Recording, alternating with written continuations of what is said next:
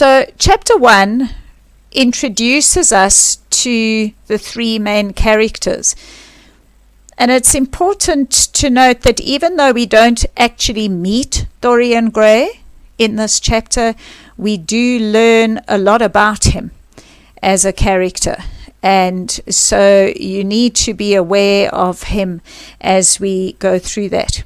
We also learn a fair amount about Victorian society, so you might want to have a colour for Victorian society as well as we work through the novel. Now, the novel opens with some fairly wordy descriptions. And when we talk about art for art's sake, that wasn't just about painting or sculpture, but it pertained to literature as well. And so you would often find, if you had to read any of your Victorian authors, this very descriptive language, lots of adjectives, lots of descriptions, lots of setting scenes, because that's also art for art's sake, just the simple ability to use words. And to some extent, you might feel that Oscar Wilde himself is quite indulgent with the way he describes things, and I think he was. I think he was quite an indulgent person. But it is reflective of part of the aesthetic movement. Oscar Wilde was a member of the aesthetic movement of the day, and he would have used something of that aestheticism. So we're going to just start right at the beginning, first paragraph. It says, "The studio was filled with the rich odour of roses, and when the light summer wind stirred amidst the trees of the garden, there came through the open door the heavy scent of the lilac, or the more delicate perfume of the pink flowering thorn." So there's an example of this just simple, beautiful description of the garden, and you see quite a few other quotes. I'm just going to jump to the next paragraph. Here's another one. "The gleam of the honey sweet and honey-coloured blossoms of a laburnum, whose tremulous branches seemed hardly able to bear the burden of a beauty so flame-like as theirs. And now and then the fantastic shadows of birds in flight flitted across the long tussor silk curtains that were stretched in front of the huge window." So all of that is part of your aesthetic movement, part of the artistic quality. And you will have seen the descriptions with throughout the novel that seem to be very wordy and very long, but they are a reflection of that aesthetic movement. And right from the start, we are introduced to Henry. I have him highlighted in yellow just so that I know where he is. And we see right at the start the aristocrat in Henry, just from the way that he's described to us. So second paragraph, "From the corner of the divan," a divan is sort of like a bed, "of Persian saddlebags on which he was lying, smoking, as was his custom, innumerable cigarettes, Lord Henry Wotton could just catch the gleam." So there's the kind of almost laziness of your aristocracy. These are people who didn't work. They didn't need to work. All of their income came from what they had inherited from their land. They were big landowners. And so their lives were all about entertainment and lazing about. They were not part of the working class. They frowned upon the working class. So there's our first introduction to Henry. There's the aristocrat, just lying, lackadaisical, watching Basil work. If you then turn to page 7 and we pick it up from paragraph 2, we get our first introduction to Dorian Gray. It says, "In the centre of the room, clamped to an upright easel, stood the full-length portrait of a young man of extraordinary personal beauty." And you will see I've put that as an example of how to fill in the table on the painting and the table that you might want to use to develop the character of Dorian Gray. It's important that Dorian Gray is introduced to us first in the painting. Before we meet him, we meet his portrait. Now, just to help you understand, a portrait in Victorian times was not head and shoulders as we understand the concept of portrait. A portrait was simply a painting of an individual, and that's why it's described as a full-length portrait. In other words, this is Dorian Gray from head to toe in this particular painting. But most importantly is that our very first introduction of him is a physical introduction in terms of his beauty. He's a young man of extraordinary personal beauty. And of course we know as the novel develops the significance of that description of him, that he is obsessed with his beauty after Henry makes him aware of it in chapter 2.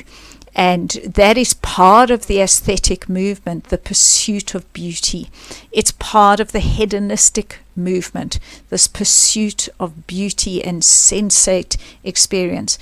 So our introduction to Dorian in this way is really, really significant.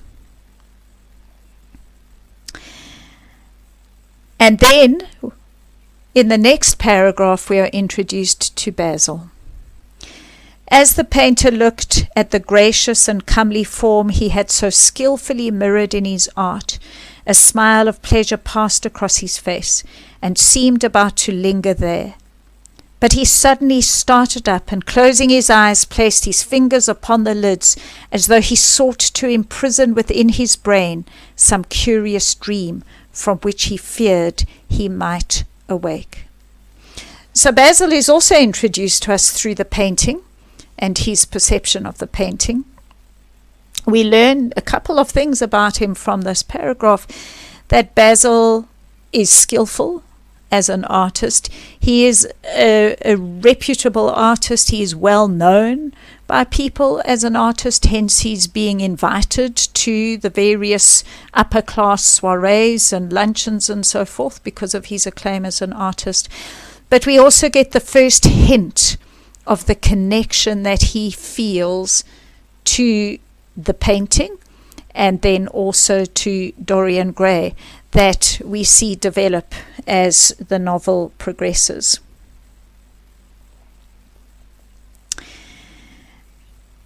We also see, of course, that Henry appreciates the painting, so this idea of Basil as being a skilled artist is not simply his own view of himself. In fact, he's quite self-effacing as an artist, but we see it from Henry. If you have a look at the bottom of page 7, again we get another hint at Henry's character. It says, Lord Henry elevated his eyebrows and looked at him in amazement through the thin blue wreaths of smoke that curled up in such fanciful whirls from his heavy opium-tainted cigarettes. Now, of course, we have a connection with the opium dens later on in the novel, but again, it's this idea of hedonism. Henry is a hedonist as much as Dorian Gray is. He just keeps on the right side of the law in his pursuit of pleasure. He's now responding to Basil refusing to exhibit the painting, and he carries on, not send it anywhere. My dear fellow, why? Have you any reason? What odd chaps you painters are. You do anything in the world to gain a reputation. As soon as you have one, you seem to want to throw it away. It is silly of you, for there is only one thing in the world worse than being talked about, and that is not being talked about. And that is very much a reflection of the Victorian society, where we see this idea that it's important to be known, and there was an enormous amount of gossip mongering amongst the aristocracy, because really they had nothing else to do with their lives. They weren't interested in work, they had no careers, so they were very, very judgmental of one another, and most of their luncheons and get-togethers were about talking about one another. And very, very important, and we're going to end this lesson on this note, is Basil's response. He says, "I know you will laugh at me," he replied, "but I really can't exhibit it. I have put too much of myself into it." And of course, that becomes the relationship between Basil and this painting, and indirectly then the relationship between Basil and Dorian Gray, that Basil has given something of his soul to the painting, and we see him make reference to that on more than one occasion in this chapter. Those of you who write, or those of you who do art, those of you who might be involved in the creation of music, those of you who act, you will know that you put something of yourself into your performance, whether it be in writing or singing or dancing or painting, whatever it is. And that makes you vulnerable. And sometimes you won't want someone to look at what you have created because you fear that they may be critical of what you have done, and in some sense that makes them critical of you as a person. And that's where Basil's coming from when he says he's put too much of himself into the painting.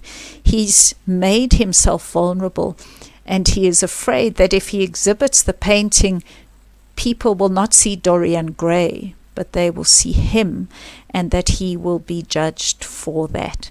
And so he doesn't want to show it. He doesn't want people to see it because he doesn't want to be put into that vulnerable position. All right, we're going to leave that there for today. And remember that if you want to ask questions, or you might want to add your own comments, then you need to have done that by 12:30 so that I have some time to respond to them and post them on the group for tomorrow. Thanks very much. Cheers.